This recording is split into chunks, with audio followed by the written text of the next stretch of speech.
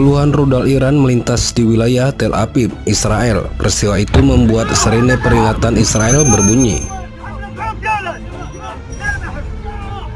Dalam tayangan video Selasa 1 Oktober 2024, salah satu reporter media berada di Israel Utara saat rudal Iran terbang di atas negara tersebut. Diamond menambahkan bahwa rudal malam ini bisa jadi merupakan eskalasi dari apa yang terjadi pada bulan April. Dalam tayangan video juga menangkap sedikitnya belasan rudal terbang di atas Tel Aviv. Sementara itu sirine berbunyi di seluruh wilayah Israel.